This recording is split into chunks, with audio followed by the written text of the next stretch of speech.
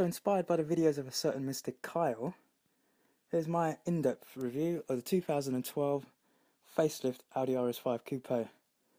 This particular RS5 is finished in Audi exclusive Suzuka Grey, pearl effect paint, or metallic paint as they like to call it, even though it does have a pearlescent nature about it.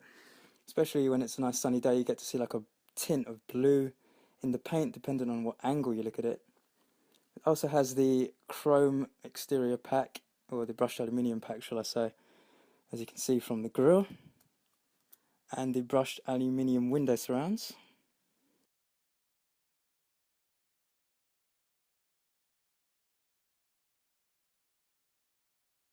Now in typical Audi fashion, the facelift is a very subtle one. If you just go ahead and turn on the headlights, we get to see the updates they've made to the headlights, which is probably the most noticeable change. It's now a solid LED strip, and it's got xenon headlights. The headlights are also adaptive, meaning as you turn the steering wheel left and right, the beams also correspond to those steering inputs. All the new facelifted Audi range get the same single strip LED.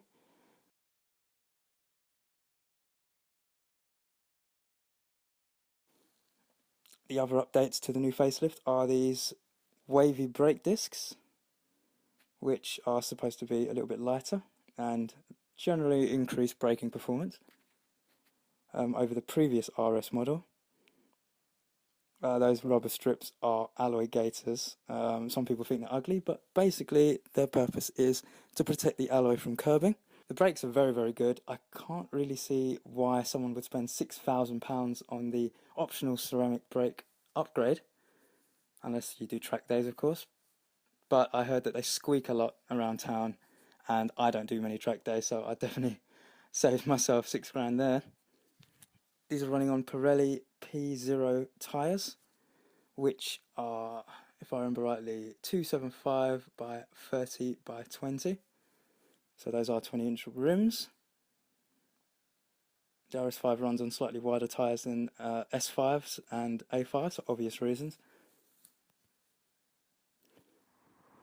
Front and rear lights have been tinted very subtly at Totally Dynamic.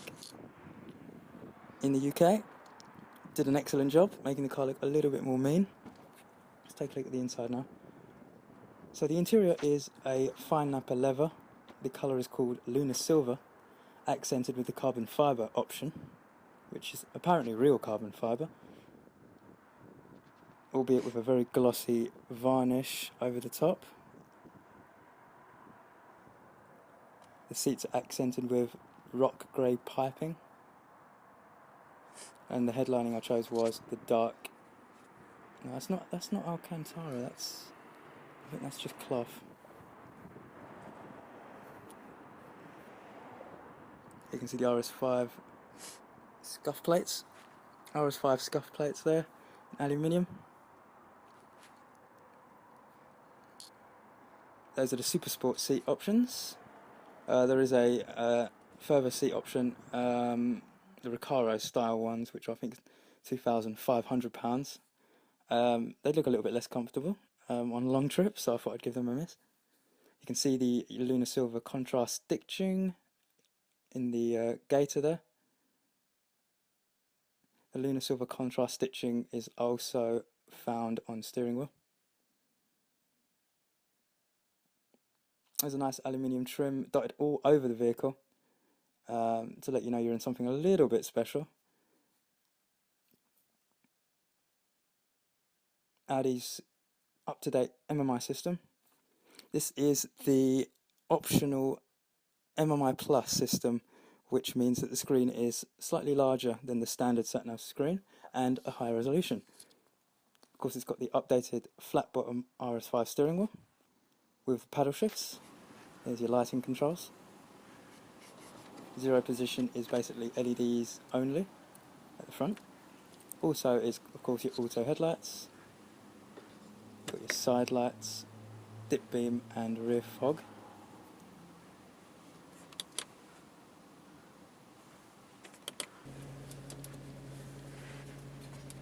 Ashtray. As if anyone's going to smoke in here. I don't care if you actually smoke. This is your rear spoiler manual activation, although the spoiler does activate automatically when you go over 76 miles an hour. Hold the button down again to deactivate the spoiler. Yeah, that's just show off mode, I think. Yeah, you gotta love it. Under the armrest, a little cubby hole, or you can put a telephone holster in there, which is, I think it's a 150 quid option, so I'm probably going to avoid that. As you can see, you can adjust the height of the armrest, 3 different heights.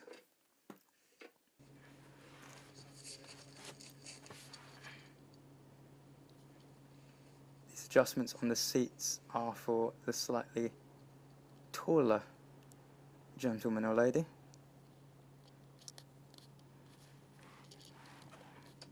I'm not sure whether these are LED lights. They are certainly very bright.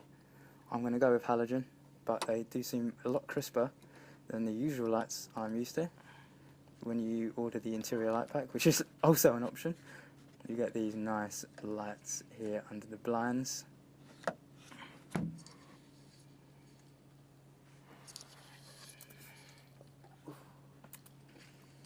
The windows are of course electric and have a one-touch function. Go up and down. That's for both sides.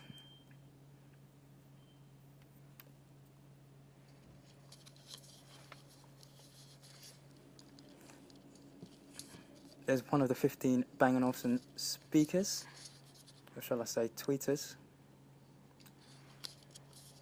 Right, let's turn the engine on, shall we? Excludes the gloves, they don't actually keep my hands warm at all. Not sure why I bought those. Okay, let's have a look at the doors control. So you've got your lock and unlock buttons there. The RS5 signature door handles with the hole cut out to simulate weight loss. There's your mirror controls. Obviously stay in the normal heated outward position. Obviously you can turn it to the left and right to adjust each individual mirror.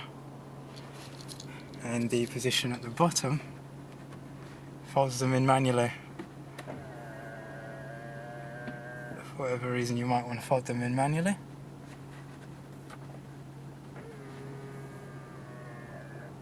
Excellent. Here's your boot release.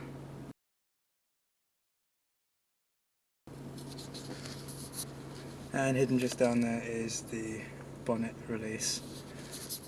Cruise control is looks complicated, fairly easy to get your head around. Push the button in to set whatever current speed you're doing. So let's say you're doing 40 miles an hour, you press set, it will immediately turn on cruise control at the speed you're doing and hold it. If you push the stick away, it will cancel. If you want to re-engage, pull the stick towards you. To increase the speed that you're currently being cruising at, press up, and to decrease the speed that you're currently cruising at, you press down. And that's pretty much cruise control explained. You've got your full beam stalk there. You can scroll up and down through the menu using this dial here. For example, right now it's going to scroll up and down through whatever songs I'm currently listening to. On the right we've got your voice control at the top. Press that once and you can issue voice commands through the vehicle. The nav button repeats the last command that was sent through the sat-nav. And this of course is your volume control.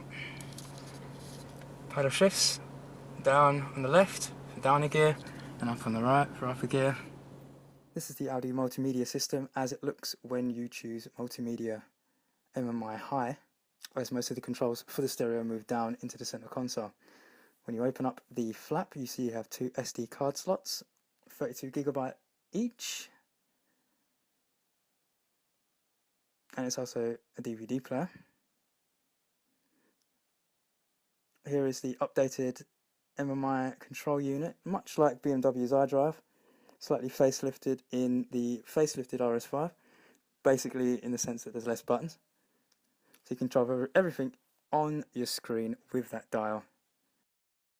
When your phone is paired to the vehicle, not only can you make calls, but you can also play your music wirelessly from the phone.